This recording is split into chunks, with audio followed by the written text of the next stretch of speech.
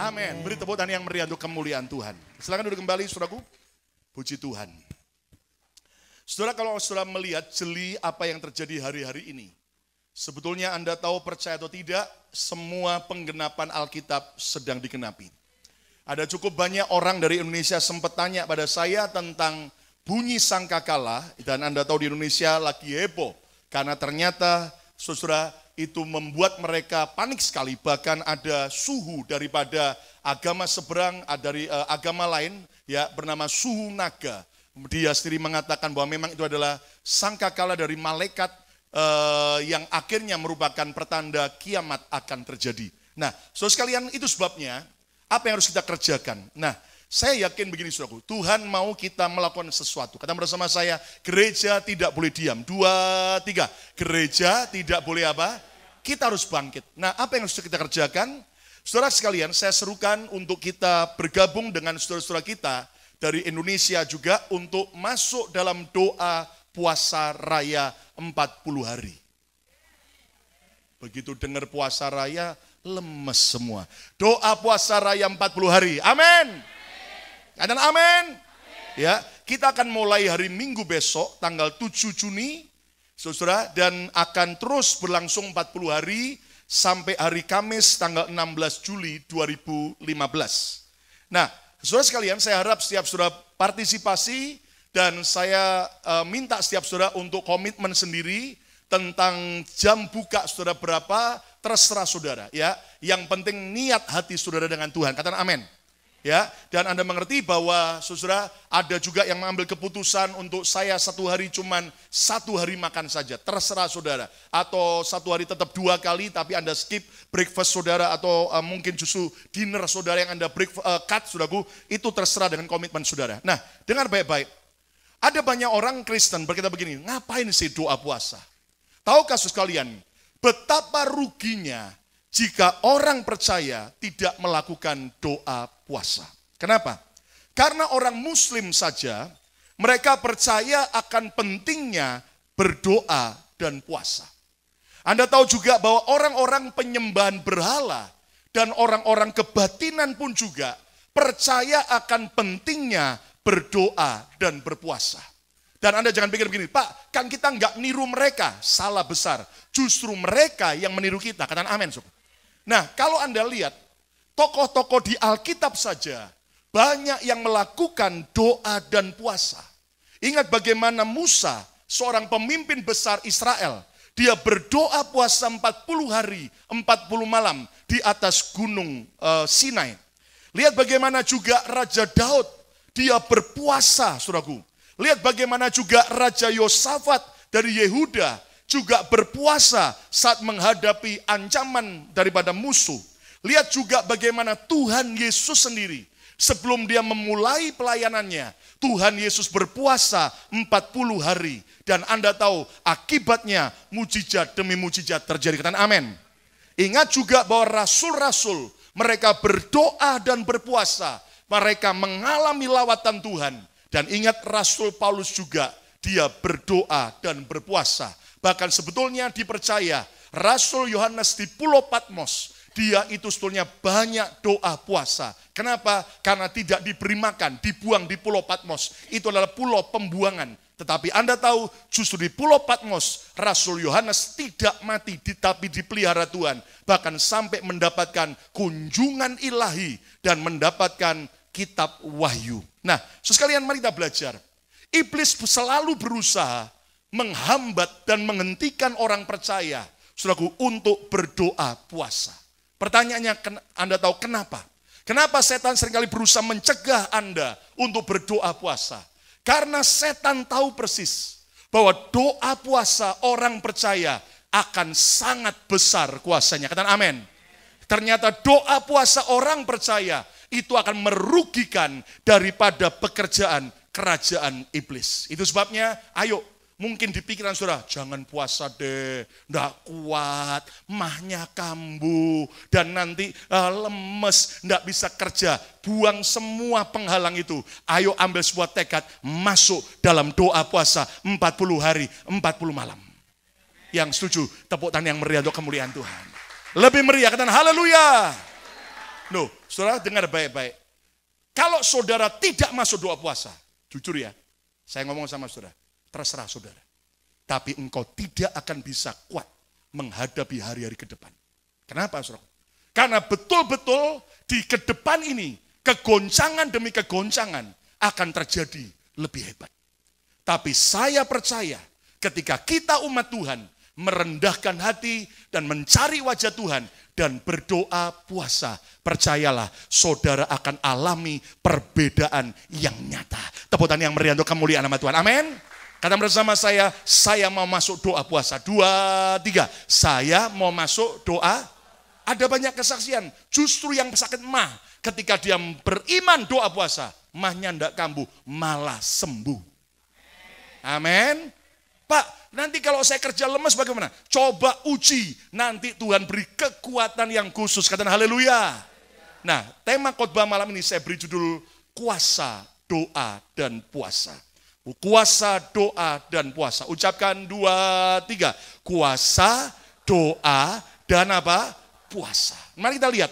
Ternyata ada kuasa yang besar di balik setiap doa dan puasa. Doa dan puasa akan mendatangkan 3M. Kata bersama saya 3M. 2, 3. Apa saja 3M? M yang pertama, doa dan puasa menarik belas kasihan Tuhan.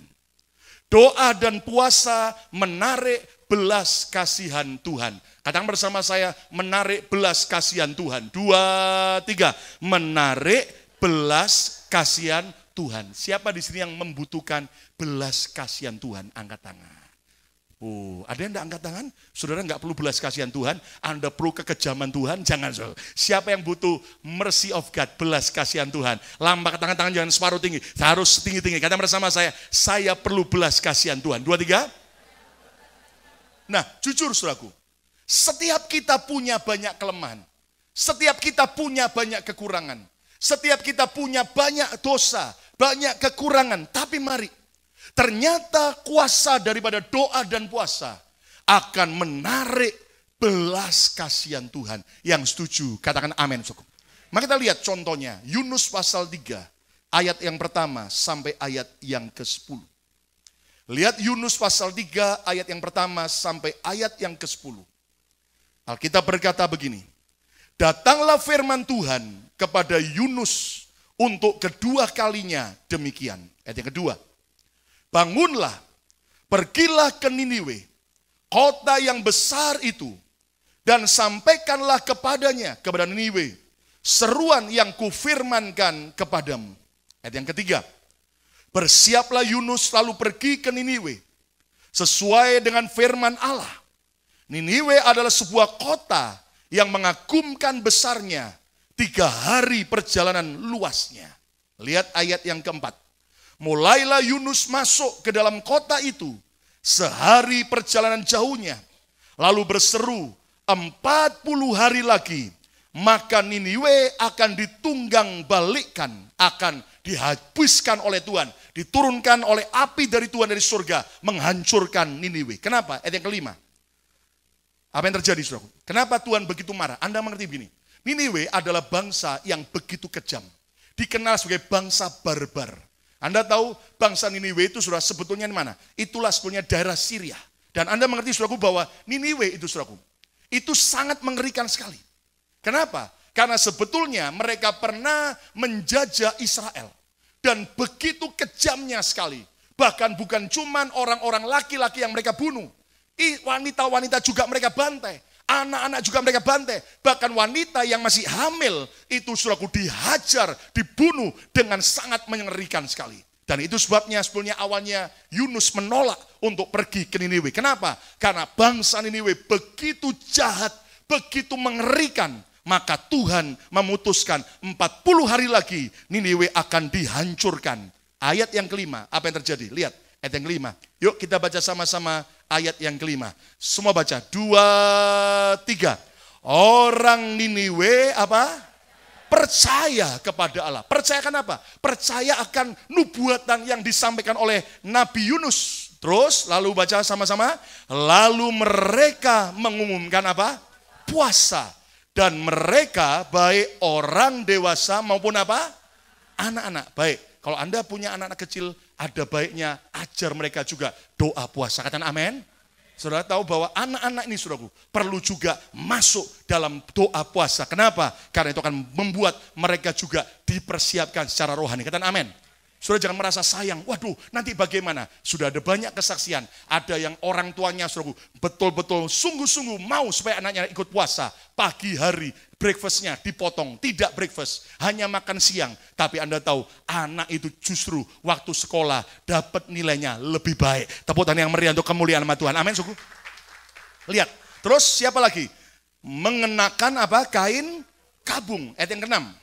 Setelah sampai kabar itu kepada raja kota Niniwe, lihat, bukan cuma rakyat tapi sampai raja. Turunlah ia merendahkan hati dari singgasananya, ditanggalkannya lah jubahnya, diselubungkannya lah kain kabung, berdoa puasa sambil merendahkan diri, bertobat sungguh-sungguh, lalu duduklah ia di abu. Ayat yang ke-7. Lalu atas perintah raja dan para pembesarnya, orang memaklumkan dan mengatakan, di Niniwe demikian, manusia dan ternak, lembu sapi dan kambing domba tidak boleh makan apa-apa. Bayangin, sampai bukan cuma orang dewasa, anak-anak, sampai apa? Binatang juga apa? Doa puasa. Kalau Anda punya peliharaan, saudara, ya bukan istri peliharaan. Peliharaan binatang bila perlu diajarkan apa? Doa puasa juga. Amin, saudaraku. Nah, apa yang terjadi, saudaraku? Ya, sampai mana? Ayat tadi berapa tadi? 7 ya. Lalu atas perintah raja dan atas pembesarnya memaklumkan, mengatakan di Niniwe demikian. Manusia dan ternak, lembu sapi dan kambing domba tidak boleh makan apa-apa. Tidak boleh makan rumput dan tidak boleh minum air. Ayat yang ke-8. Haruslah semuanya, manusia dan ternak, berselubung kain kabung dan berseru dengan keras kepada Allah. Serta haruslah masing-masing berbalik, bertobat dari tingkah lakunya yang jahat. Dan dari kekerasan yang dilakukannya, sebuah pertobatan massal. Ayat yang ke-9, mereka berkata apa? Siapa tahu mungkin Allah akan berbalik dan menyesal serta berpaling dari murkanya yang menyala-nyala itu, sehingga kita tidak binasa. Ayat 10 mari baca sama-sama. Ini ayat pengharapan buat kita semua. Baca sama-sama. 2, 3. Ketika Allah melihat perbuatan mereka itu. Perbuatan apa? Merendahkan diri, berdoa puasa, dan bertobat. Akibatnya apa? Yakni bagaimana mereka berbalik dari tingkah lakunya yang jahat. Apa akibatnya? Maka menyesal Allah karena malapetaka yang telah dirancangkannya terhadap mereka. Terus, dan ia pun Tuhan apa? Tidak jadi melakukannya. Murka berubah jadi kemurahan. Tepuk tangan yang meriah untuk kemuliaan nama Tuhan. Katakan amin. Mari saudaraku jujur, kita perlu masuk doa puasa. Kenapa saudaraku? Lihat bagaimana doa dan puasa dapat menarik belas kasihan Tuhan. Bangsa Niniwe yang begitu jahat akhirnya diampuni Tuhan karena mereka bertobat melalui doa dan puasa. Saudara jujur, sudah banyak nubuatan tentang Amerika. Ada banyak orang bernubuat bahwa negara ini seperti Babel yang akan runtuh dan akan mengalami saudaraku kegoncangan ekonomi yang berat. Saudaraku termasuk sudah ada banyak yang menubuatkan bulan September nanti tanggal 13 Tepatnya menurut penanggalan daripada Yahudi tanggal 29 Elul, saudaraku. Anda tahu diprediksi akan bisa terjadi kegoncangan ekonomi lagi. Seperti 7 tahun 2 kali. Anda tahu 2001 WTC dan kemudian 2008 juga krisis ekonomi parah di Amerika. Dan diprediksi 7 tahun kemudian 2015 juga bisa terjadi. Tapi mari, walaupun itu sudah merupakan vonis dari Tuhan, kalau kita masuk doa puasa, siapa tahu Tuhan berbelas kasihan, akhirnya justru Tuhan akan ubah murka jadi kemurahan. Tepuk tangan yang meriah untuk kemuliaan nama Tuhan. Katakan amin. Katakan bersama saya, doa puasa menarik belas kasihan Tuhan. 2, 3, doa puasa menarik belas kasihan Tuhan. Katakan amin. Sebuah kalimat bilang begini, diet akan mengubah cara penampilan Anda. Ya kan? Kalau Anda diet akan mengubah cara penampilan Anda. Tambah apa? Kelihatan ganteng dan cantik. Tapi lihat, tapi berdoa puasa akan mengubah cara pandang Anda. Bahwa Tuhan kita, Tuhan yang bermurah hati. Tepuk tangan yang meriah untuk kemuliaan nama Tuhan. Amin. Lihat jujur. Mari kita renungkan. Apakah ada banyak dosa kesalahan kita? Apakah ada banyak dosa kesalahan bangsa ini? Sudah tahu, ini negara saudaraku sebetulnya sudah sangat mengerikan sekali. Berapa banyak orang meninggalkan Tuhan. Berapa banyak orang justru sampai akhirnya saudaraku sungguh-sungguh menentang dan melawan Tuhan. Saudara lihat, mengerikan sekali bahwa di anak-anak Amerika sekolah lagi menyebar sebuah permainan Charlie. Dan Anda tahu lagi banyak digandrungi. Dan Anda tahu itu Charlie apa? Jahe langkung. Bayangin saudara. Mereka akhirnya di kelas, di sekolah, ada waktu senggang, main jalangkung. Dan Anda mengerti saudara, mengerikan sekali. Ya kan? Belum lagi ayah daripada keluarga Kim Kardashian. Baru ke Orlando, kemana ke Florida, operasi dari sini pinggang ke atas. Dari laki-laki berubah jadi wanita. Dan akhirnya dia ditulis di mass media apa? Call me. Ya, Kathleen. Padahal nama aslinya siapa? Bruce. Bayangin. Kalau pagi jadi Bruce, kalau malam jadi Kathleen.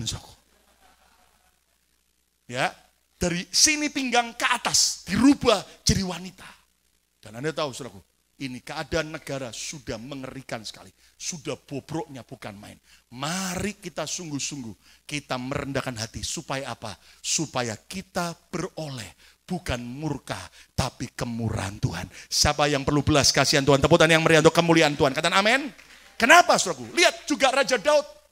Dia berbuat dosa. Dia berzina dengan Batsheba. Sampai Batsheba hamil. Dan ketika anaknya lahir, Tuhan berkata, anak itu akan mati.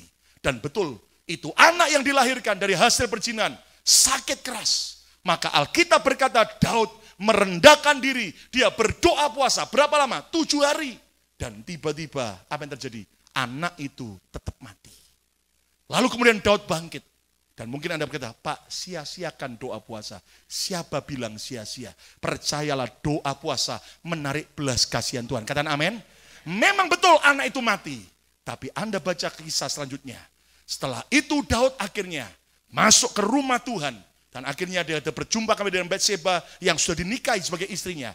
Dan akhirnya Tuhan mulai membuat Batsheba hamil lagi. Dan keluarlah yaitu Salomo. Dan arti nama Salomo, Tuhan berkata, sebut dia Beloved of Jehovah, Jedijah. Anda tahu ternyata Beloved of Jehovah, Jedijah artinya adalah anak yang sangat dicintai Tuhan. Lihat, murka berubah jadi belas kasihan. Tepuk tangan yang meriah itu kemuliaan nama Tuhan. Amin. Ingat bagaimana anak bungsu, waktu dia kerja sebagai penjaga daripada babi-babi itu. Bayangin akhirnya dalam keadaan begitu, untungnya dia bertobat. Dia ingat rumah bapaknya, dia sadar akan kesalahannya. Akibatnya apa? Dia berkata, dia mau minta makan ampas babi aja, enggak boleh. Saudaraku, dia lapar. Jadi ternyata anak bungsu ini puasa juga, tapi karena terpaksa, enggak apa-apa. Saudara mau puasa dengan niat hati sungguh-sungguh atau mau terpaksa? Halo? Saudara mau puasa, nunggu sampai terpaksa, nggak punya duit apa-apa, nggak punya makanan, baru puasa, atau banyak makanan tapi mau puasa? Halo? Ayo tanya kalian ini, lu mau puasa terpaksa atau mau sungguh-sungguh? Tanya. Kalau saudara nggak mau puasa dengan sungguh-sungguh, jangan sampai terpaksa loh saudara. Jangan sampai berkatnya dikunci sama Tuhan. Begitu nggak ada makanan baru terpaksa puasa. Jangan, ayo selagi limpah makanan, doa puasa sungguh-sungguh. Dan Anda tahu anak bungsu karena doa puasa, pertobatan, dia balik ke rumah bapaknya, dipulihkan, malah dikasih apa? Seekor apa? Apa yang disembelih? Lembu gitu. Bahkan dibuat pesta, dia makan luar biasa. Bayangin so. Jadi anak bungsu ini buka puasanya di mana? Di rumah bapaknya. Makan apa? Kobe stick. Ayo tepuk tangan yang meriah untuk kemuliaan nama Tuhan. Amin saudaraku. Ya, ingat, minimal Anda jangan cuma diet. Diet akan mengubah, yaitu sudah cara penampilan saudara. Tapi berpuasa akan mengubah cara pandang kita dan cara pandang Tuhan atas hidup kita. Tepuk tangan yang meriah untuk kemuliaan nama Tuhan. Amin. Yang pertama tadi, yang pertama puasa menarik apa? Belas kasihan Tuhan. Yang kedua, doa dan puasa. Yang kedua, mendatangkan pembelaan Tuhan. Mendatangkan pembelaan Tuhan. Ucapkan 2, 3. Mendatangkan apa? Oke, saya mau tanya, siapa yang mau dibela Tuhan? Saya mau. Ada yang enggak mau? Ada yang mau dimusuhi Tuhan? Jangan. Saudara mau dibela Tuhan, katakan amin. Saya mau tanya, ada enggak banyak orang yang mungkin memusuhi saudara? Ada enggak? Ada enggak banyak persoalan yang kau hadapi? Ada enggak? Saudara mau enggak dibela Tuhan? Amin. Mari kita lihat. Doa dan puasa berkuasa yang kedua, mendatangkan pembelaan Tuhan. Lihat Esther pasal 4, ayat 16 sampai 17. Esther 4 ayat 16 sampai 17. Ratu Esther berkata kepada Mordekai, ayah angkatnya, pergilah, kumpulkanlah semua orang Yahudi yang terdapat di Susan, dan berpuasalah untuk aku. Janganlah makan dan janganlah minum. Berapa lama? 3 hari lamanya. Terus, baik waktu malam, baik waktu siang. Saya pernah doa puasa Esther 3 hari 3 malam. Anda tahu hari yang pertama lemes, hari kedua sudah seperti jalannya terbang. Saudara tahu. Hari ketiga benar-benar sudah kayak mau terbang. Saudara, ya. Tapi hasilnya luar biasa ya. Terus apa? Baik waktu malam atau waktu siang. Terus, aku serta dayang-dayangku pun, Esther dan para dayang-dayang akan berpuasa demikian. Bayangin di istana raja limpah makanan. Tapi mereka memutuskan doa puasa 3 hari 3 malam. Dan kemudian aku akan masuk menghadap raja. Sesungguhnya berlawanan dengan undang-undang. Memang tidak boleh sebetulnya. Kalau terpaksa aku mati, biarlah aku mati. Ayat yang ke-17.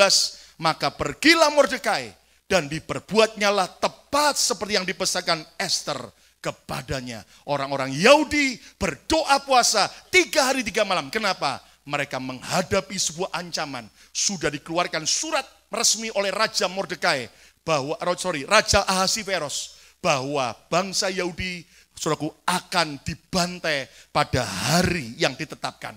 Dan Anda tahu mereka terancam, mereka terjepit, mereka dalam persoalan besar. Hari ini kalau ada saudara yang sedang terancam dan kau sudah dalam persoalan yang besar, engkau sudah kepepet, kefojok sekali, kefefet sekali. Ya toh, tanya kanan kiri, apakah kamu kefefet? Ya toh, kefojok enggak? Saudara toh, pakai fayung, saudara ya toh. Nah, Anda lihat Esther 9 ayat yang pertama. Akibat doa puasa mendatangkan pembelaan Tuhan. Ayat 9, pasal 9 ayat yang pertama. Esther 9 ayat yang pertama. Yuk baca sama-sama. 2, 3. Dalam bulan yang ke-12, yakni bulan Adar, pada hari yang ke-13, baca sama-sama, ketika titah serta undang-undang raja akan dilaksanakan. Akan apa? Membantai semua orang Yahudi. Lihat, pada hari musuh-musuh orang Yahudi berharap mengalahkan orang Yahudi. Baca kalimat berikutnya, baca yuk. Terjadilah yang apa? Ulangi lagi, 2, 3. Terjadilah yang apa? Sebaliknya, ulang lagi, imani, 2, 3, terjadilah yang apa? Lebih keras lagi, 2, 3, terjadilah yang apa? Inilah pembalian keadaan, katakan amin. Akibatnya apa? Lihat, baca kalimat berikutnya, 2, 3, orang Yahudi mengalahkan pembenci mereka yang setuju. Tepuk tangan yang meriah untuk kemuliaan nama Tuhan. Amin. Lihat bagaimana doa dan puasa bukan cuma menarik belas kasihan Tuhan. Tapi doa dan puasa juga mendatangkan pembelaan Tuhan. Sudah lihat hari yang sebetulnya hari pembantaian orang Yahudi. Karena mereka masuk doa puasa, merendahkan diri. Tuhan turning point. Tuhan buat sebuah titik balik. Sebuah perubahan besar. Anda tahu justru itu adalah hari kemenangan luar biasa. Dengar baik-baik. Orang boleh berniat jahat dengan saudara. Tapi kalau saudara doa puasa sungguh-sungguh, percayalah Tuhan yang bela. Orang Ambon berkata, sing ada lawan. Tepuk tangan yang meriah untuk kemuliaan nama Tuhan. Amin, saudara. Pepatah berkata begini, doa dan puasa adalah kalimat yang sederhana. Tetapi sesungguhnya doa dan puasa adalah kendaraan ajaib. Kata bersama saya, kendaraan ajaib. 2, 3. Untuk membuat kita mengalami kemenangan besar. Siapa mau alami kemenangan besar? Amin. Masuk doa puasa. Raja Yosafat dikepung oleh banyak bangsa. Bangsa Moab, orang Meunim dan sebagainya. Dan mereka dalam keadaan terjepit. Mereka ketakutan, tapi Yosafat memutuskan cari Tuhan dan berdoa puasa. Anda baca di dalam 2 Tawarik 20. Itu mereka tidak berperang. Mereka cuma doa puasa. Mereka cuma bersorak memuji Tuhan. Tuhan yang berperang ganti mereka. Waktu mereka sampai ke musuh, musuh sudah mati semua. Kenapa? Karena Tuhan yang berperang. Musuh perang sendiri. Dan mereka orang Yehuda tinggal menjara seluruh kekayaan para musuh-musuh mereka. Katakan haleluya. Saudara ingat di Mesir itu ada gereja, saudaraku, sampah. Gereja sampah artinya apa? Gereja yang dari gunung batu, yang di akhirnya gua itu, saudaraku, dibuat gereja besar, tapi disebut gereja sampah. Kenapa? Karena tadinya tempat pembuangan sampah. Dan di gereja sampah itu ada banyak mural, ada gambar-gambar klasik. Dan salah satunya adalah apa? Ada gunung yang besar dan orang banyak menunjuk gunung itu. Ternyata kalau Anda tahu, itu ada cerita sejarah yang pernah terjadi. Kekristenan abad yang lampau dalam Mesir. Satu hari ketika orang-orang Mesir banyak jadi orang Kristen. Tiba-tiba didatangi oleh para kafilah dari agama seberang. Dan mereka panggil Uskup Abraham, pemimpin mereka. Dan ditanya begini, benarkah engkau percaya Yesus itu Tuhan yang hidup? Benar. Apakah Yesus pernah berkata bahwa jika imanmu sebesar biji sesawi, maka engkau bisa berkata pada gunung, maka gunung itu akan beranjak? Betul. Saya beri kalian orang Kristen Mesir waktu 3 hari. Itu ada gunung Muktaham. Pindahkan gunung itu. Kalau sampai dalam 3 hari gunung itu tidak pindah, kami tangkap kalian semua orang Kristen Mesir. Kami bantai kalian di lapangan. Dan Anda tahu, saudaraku, Uskup Abraham balik kepada orang-orang Kristen. Menyampaikan berita menyedihkan ini. Dan Anda tahu apa yang mereka lakukan? Mereka masuk doa puasa. Sungguh-sungguh dalam ancaman mereka doa puasa. Dan Anda tahu, saudaraku, makanya jangan sampai kejepit sudah ke pojok baru mau doa puasa, saudara itu. Ya, makanya mereka berdoa puasa.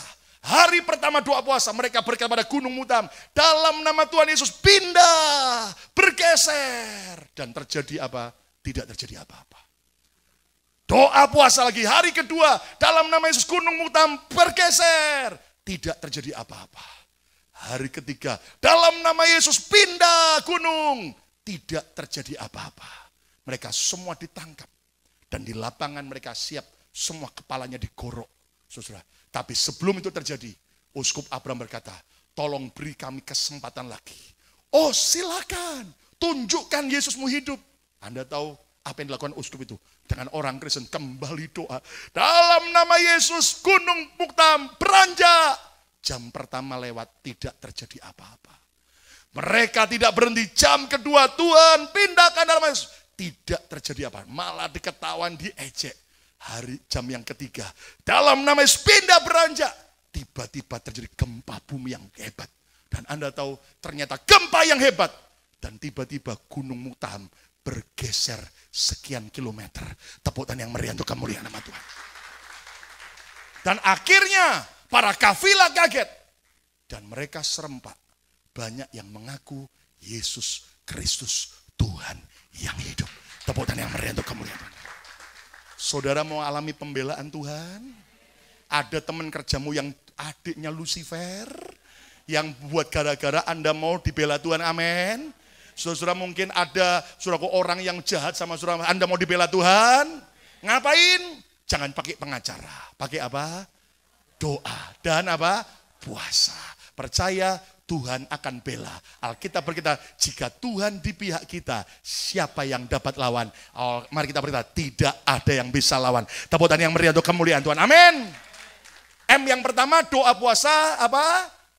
Menarik apa? Belas kasihan Tuhan. Sudah mau mengalami belas kasihan Tuhan? Katakan amin. Yang kedua, doa dan puasa berkuasa apa?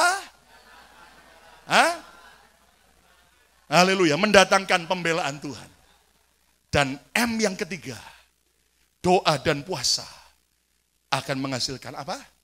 Belum, ya kan? Yang ketiga adalah mengaktifkan kuasa Tuhan bekerja. Mengaktifkan kuasa Tuhan bekerja. Ucapkan 2, 3. Mengaktifkan kuasa Tuhan. Siapa mau kuasa Tuhan bekerja dalam hidup saudara? Amin, saudaraku. Mengubah semua masalahmu jadi kemenangan. Katakan amin. Saudaraku, ternyata kita lihat doa dan puasa mengaktifkan kuasa Tuhan bekerja. Lihat Matius 17 ayat 19 sampai 21. Matius 17 ayat 19 sampai 21. Ketika Yesus bersama dengan Petrus, Yohanes, Yakobus naik ke Gunung Tabor, terjadi saudaraku kemuliaan Tuhan. Yesus dan Petrus, Yohanes, Yakobus berdoa puasa di atas Gunung Tabor. 9 murid ada di kaki gunung dan mereka didatangi seorang wanita yang kerasukan setan anaknya.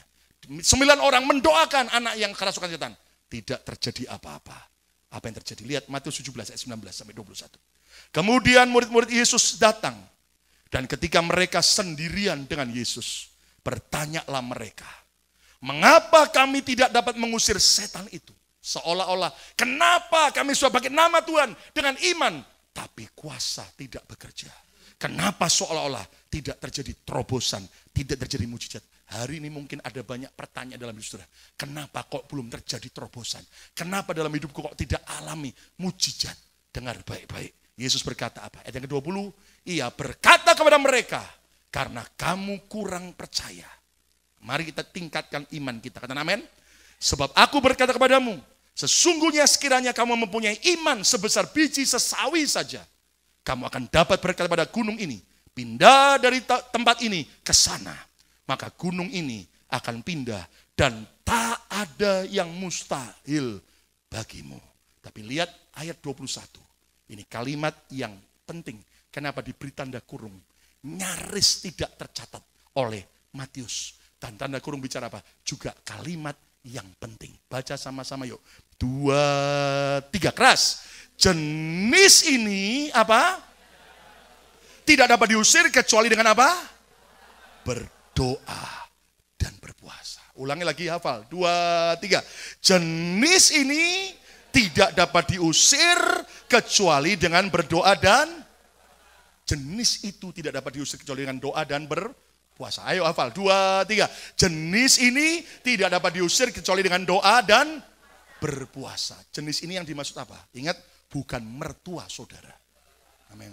Jenis ini, mertua ini tidak bisa diusir kecuali dengan doa dan puasa. Nggak bisa. Jangan bilang, ini menantu saya yang harus saya usir. Ini teman musuh saya. No. Dengar baik-baik. Saudara sekalian dengar. Ternyata ketika kita berdoa dan berpuasa. Lihat, Yesus dengan Petrus, Yakobus, Yohanes di atas Gunung Tabor berpuasa. Dan terjadi kemuliaan Tuhan. Musa dan Elia datang.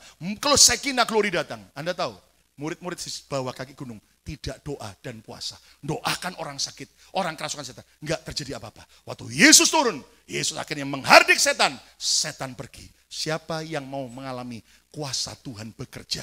Tumpang tangan orang sakit sembuh. Ayo tepuk tangan yang meriah untuk kemuliaan nama Tuhan. Amin, saudaraku. Saudara tumpang tangan atas dompet saudara yang kosong. Belum ada yang amin. Supaya dompetnya apa? Lu amin? Sudah mau? Katakan amin. Anda yang belum punya kerjaan, Anda katakan dalam nama Yesus, Tuhan bekerja luar biasa. Katakan amin. Saudara mau justru di tengah-tengah keadaan kayak begini, gaji naik. Lo lemes. Saudara mau naik gaji, amin. Siapa Pak bosnya Pak? Lihat ada kesaksian loh, ya kan? Ada jemaat dan pengurus kita banyak yang kerja di sebuah perusahaan. Ternyata apa yang terjadi, Sob? Itu mereka sungguh-sungguh suka berdoa. Mereka sungguh-sungguh suka memuji Tuhan. Dan Anda tahu, saudara, ternyata itu bisa dapat kenaikan gaji. Enggak cuman yang permanen, yang temporary juga. Per jam dinaikkan berapa? $3. Lu enggak percaya? Sampai overtime, dibayar overtime. Sampai ada yang saksi sama saya. Pak, itu minggu ketika habis kenaikan gaji plus habis overtime. Sampai semua orang terima gaji, gemetaran. Dihitung, kayaknya keliru ini. Biasanya $300 lebih seminggu, ini $700. Iri toh? Kenapa? Mana ya lah. Kalau engkau mentalmu kayak begitu nggak jadi apa-apa. Saudara mau tidak? Amin. Sampai bilang ada yang enggak percaya Tuhan sampai yang ikut kerja. Ini karena banyak orang anak Tuhan di gereja ini yang ikut kerja. Mereka doa dan doa besar kuasanya. Tepuk tangan yang meriah untuk kemuliaan Tuhan. Amin. Aktifkan kuasa Tuhan bekerja. Amin. Bayangin saudaraku. Sampai ada banyak perusahaan lain lagi pengurangan. Ini malah kenaikan gaji. Bahkan sampai ada yang ngomong gini, heran Pak.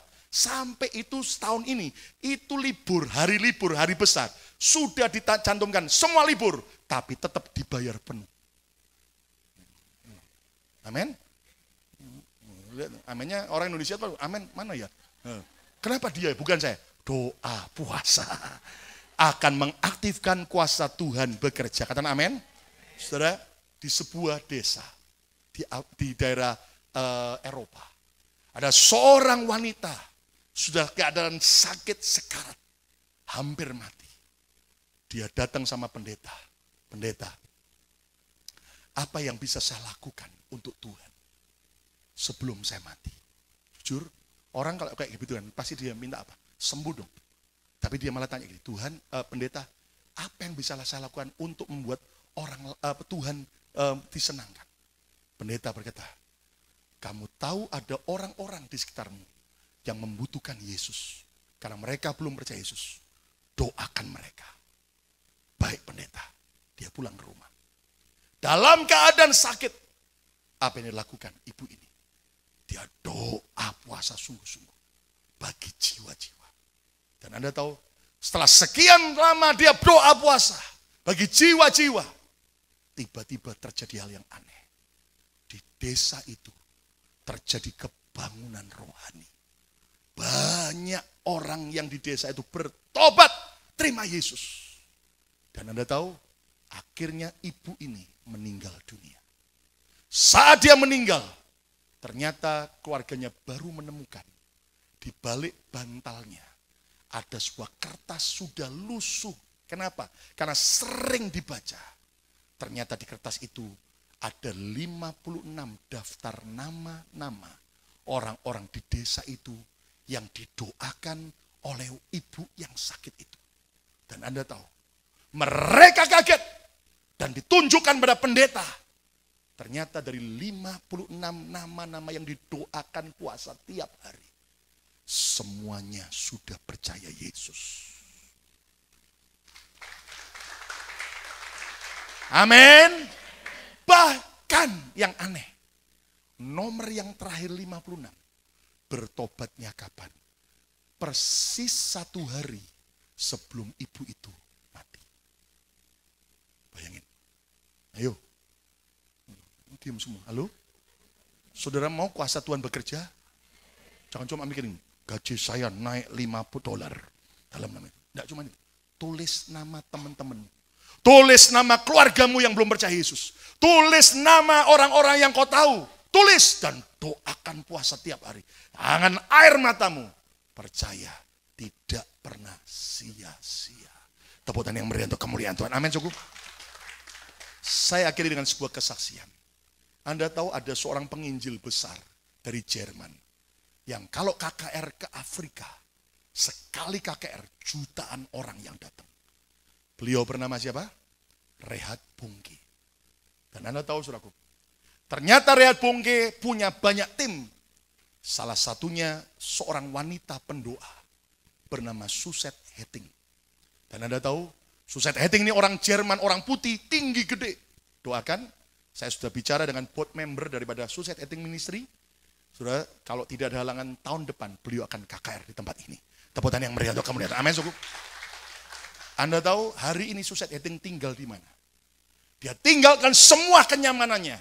Dia tinggal di Papua, di kota Nabire. Bayangin, suku. Kenapa? Karena Tuhan bicara sama dia. Pergi ke Indonesia, pergi ke Papua. Dan apa yang dia lakukan? Di Papua dia mulai penginjilan. Dan dia nggak punya dana yang mensupport. Dia sungguh-sungguh masuk ke sana. Sendirian wanita, bayangin. Orang bule lagi. Ketemu siapa? Orang-orang Papua. Orang-orang Papua bisa bilang, aduh mama, kalau ini dimakan sedap. Gitu. Tapi Anda tahu, dia dengan Tuhan jalan. Masuk ke sana. Pelayanan sekian hari. Nggak taunya kena malaria. Dalam keadaan dia kena malaria. Pilihannya dua. Dia balik ke kota besar, ke Jakarta. Atau dia tetap di sana dalam hidupnya. Belum sampai 40 hari. Dia sembuh total. Tepuk tangan yang meriah untuk kemuliaan. Amin. Setelah 40 hari doa puasa. Dia buat KKR besar. Di kota itu. Dan Anda mengerti, saudara. Ribuan orang datang di lapangan. Dan Anda tahu yang datang banyak dukun-dukun Papua. Banyak kepala-kepala suku. Dan dukun-dukun itu pakai ilmu-ilmu mereka. Mau mencoba menyerang Suzette Hetting. Di atas mimbar dia terus khotbah. Dia tahu ada kayak api-api yang dilontar kepada dia. Itu adalah serangan-serangan. Tapi dilihat ada seperti selubung yang Tuhan beri. Dan Tuhan beri kemenangan. Anda tahu selesai khotbah. Siapa yang mau bertobat diundang. Anda melihat itu kepala suku dan orang-orang dukun-dukun. Banyak yang maju bertobat. Nangis dilepaskan. Alami kelepasan. Dan banyak mereka yang alami mujizat. Lumpuh berjalan. Buta melihat. Dan Anda tahu tuli mendengar. Itu real sekali. Dan itu direkam. Dan Anda mengerti. Sampai akhirnya geger besar. Sampai masuk surat kabar. Dan ternyata di antara semua yang hadir. Di antara banyak kepala suku. Ada satu kepala suku yang dijamah Tuhan dan dia bilang ini, saya digerakkan Tuhan, persembahkan tanah sekian hektar kepada Suzette Hetting Ministry. Dan Anda tahu, sekarang dia dapat tanah itu gratis, sekian hektar. Dan dia sedang buat sebuah gereja gedung yang besar untuk healing center. Dan dia juga buat sekolah Alkitab, dan dia sedang juga buat stasiun televisi untuk menyiarkan 24 jam Injil Yesus atas Papua dan Indonesia Timur, bahkan atas Indonesia. Tepuk tangan yang meriah. Amin, amin. Saudara, nggak ada pilihan lain. Jujur, saya ngomong, saya tidak ada kepentingan apapun. Ini justru untuk saudara sendiri. Masuklah doa puasa. Minggu besok ikut. Walaupun seolah-olah engkau kata kuat enggak, percaya Tuhan yang akan kuatkan. Katakan amin, suku. Ingat, lakukan doa puasa. Karena itu adalah perintah Tuhan. Yang itu punya kuasa yang besar. Yang pertama, doa puasa. Apa? Menarik belas kasihan Tuhan. Amin. Saudara perlu belas kasihan Tuhan. Amin. Semua murka bisa berubah jadi berkat. Katakan amin, suku. Yang kedua, saudaraku, doa puasa mendatangkan apa? Pembelaan Tuhan. Anda perlu dibela Tuhan. Katakan amin. Yang ketiga, doa puasa apa? Mengaktifkan kuasa Tuhan bekerja. Ayo kita berdiri bersama-sama. Datang pada Tuhan. Segala perkaraku kuserahkan padamu. Saya mau tanya, sampai hari ini siapa saudara yang masih punya anggota keluarga yang belum percaya Yesus atau mundur dari Tuhan? Angkatan. Oke. Yuk sepakat. Dalam doa puasa 40 hari ini. Nama mereka doakan terus. Lihat. Belum sampai 40 hari. Saudara akan dengar kabar. Mereka bertobat. Terima Yesus sebagai Tuhan dan Juru Selamat. Amin.